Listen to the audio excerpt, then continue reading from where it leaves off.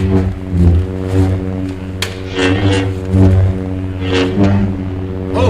hello there.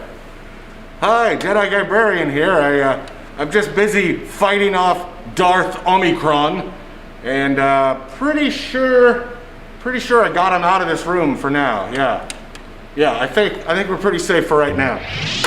So yeah, let's take a moment here and see what the Jedi Guybrarian Holocron has in store for us today.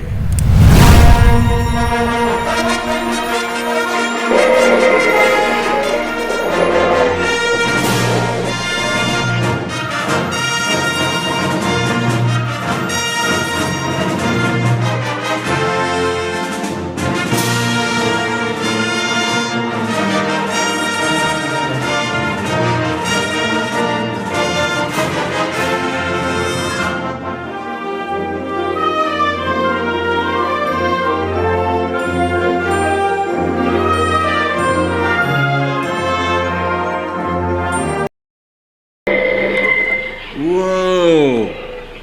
It looks like the Jedi Guybrarian Holocron has quite a few books for us to talk about today. To start things off, I promised that I would share more advice from the book, The Jedi Mind, Secrets from the Force for Balance and Peace by Amy Ratcliffe. So, here you go.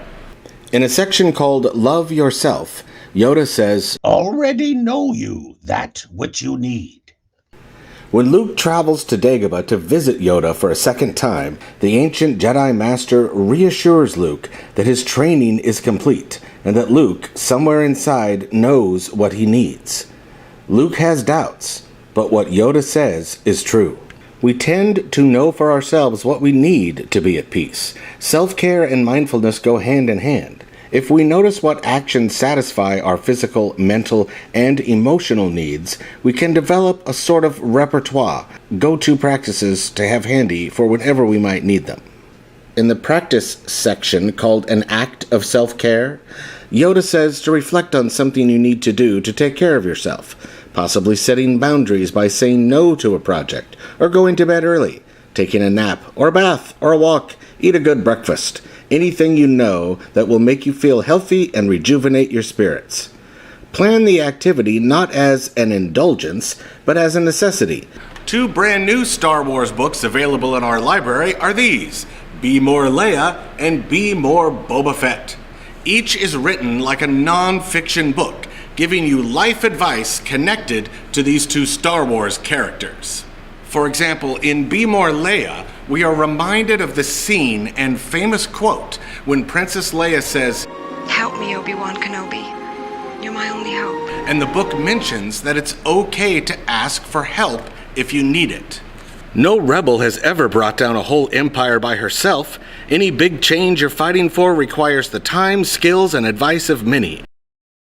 Be More Boba Fett makes connections to the brand new TV series streaming on Disney.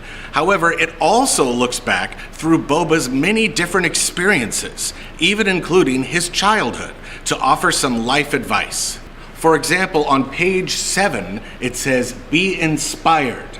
Identifying a role model in the field you'd like to get into will give you something to aspire to and help you set goals to get there. Seek them out, ask questions. It might be a friend who has changed careers or a family member who became the template for a clone army numbering in the millions. Just remember, even if you want to be like them, you don't want to be them. You must be true to yourself. Speaking of Boba Fett, we also have a graphic novel about him that you can check out and read. It's called Boba Fett, Enemy of the Empire, and it's all about a time when Darth Vader hired Boba Fett for a job, and it takes place before the original Star Wars film, A New Hope. Notice that not only do you get dialogue between characters like Vader and Boba Fett, but you also get to know the thoughts of the characters, which will sometimes appear near them in rectangular text boxes. And speaking of cool TV shows streaming on Disney, we also have a new Marvel graphic novel about the character Hawkeye. It's actually a collection of 5 different Hawkeye stories, including early ones like when he first meets the Avengers, and also a newer one that includes the Kate Bishop character.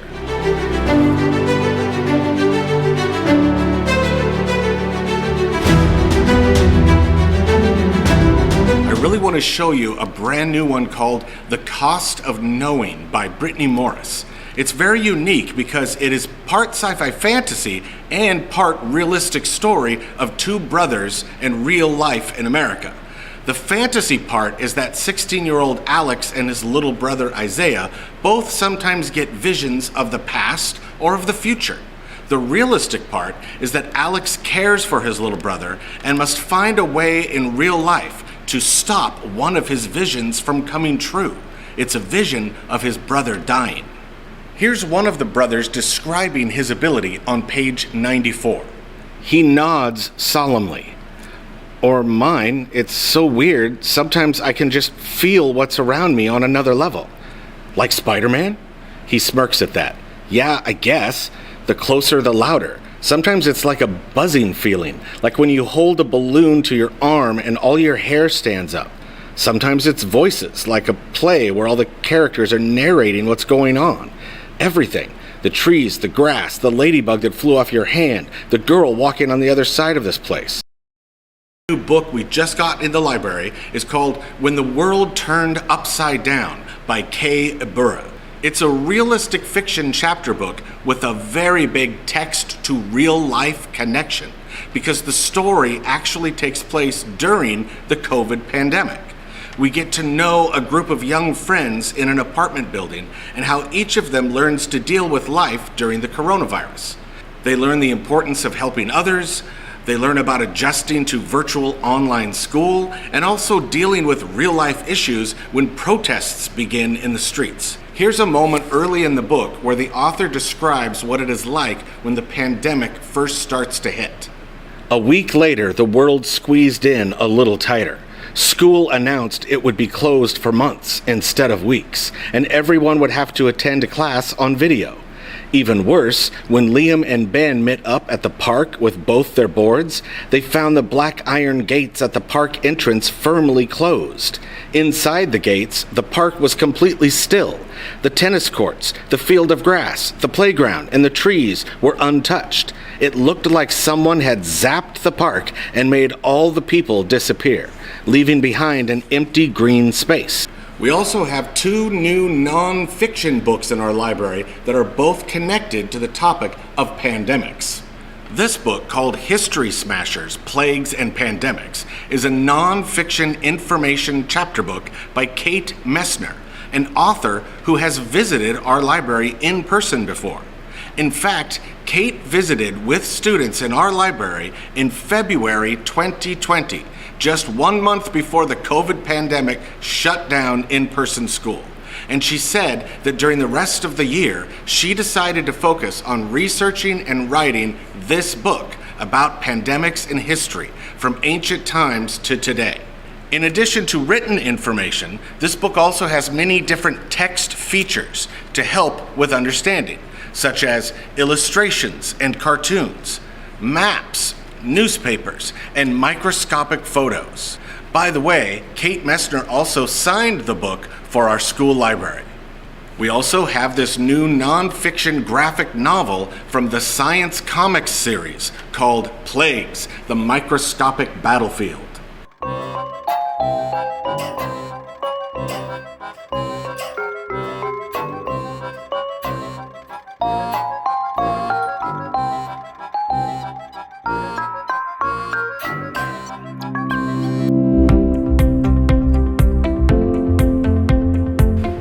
Each month, our library promotes different types of books. And in case you didn't know, this month in January, our library is promoting 3 types of new books that we have available.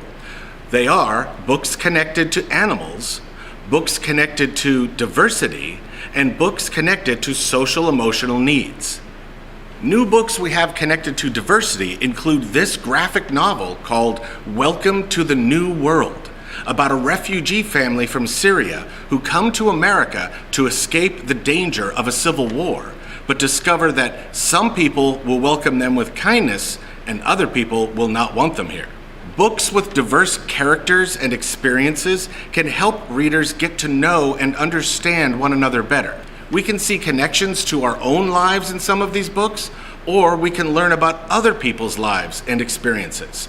And we can see where we are both different and similar as well. An example of a new social emotional book is this graphic novel called Mend by Sophia Recca.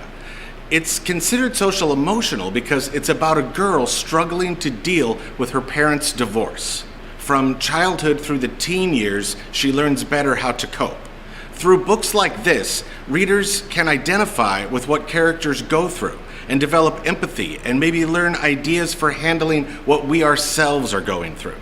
These can be fictional books or nonfiction informational books on a wide variety of topics.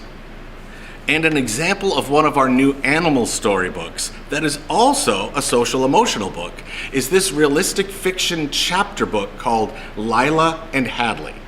It's about a girl, Hadley, who is going blind and how she starts to bond with a dog, Lila, who will help her. Here is how the author uses great descriptive words to help us picture Lila when Hadley first meets her. For a minute, I don't see a dog at all, and I think this one might be empty. But then I lower my eyes and see a large brown and white lump on the floor. It's a pretty big dog, real broad and stocky looking, with high-set, smallish ears that flop down at the tips. And its head is huge, flat with a big jaw. Its face is mostly white, but with a big brown spot covering most of the left side.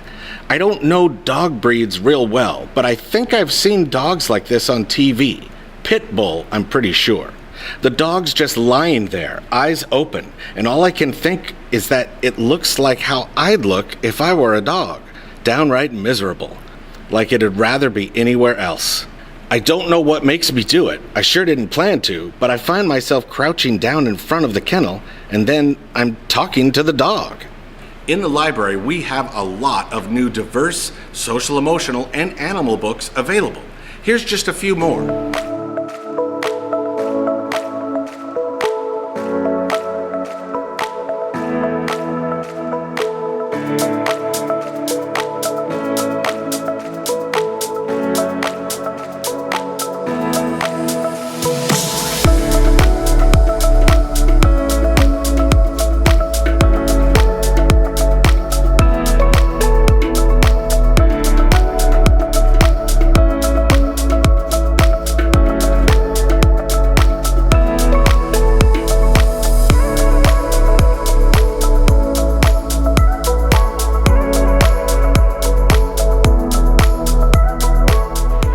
Thanks for joining me today for another episode of the Jedi Guybrarian Holocron. Stay safe, stay kind, and keep reading.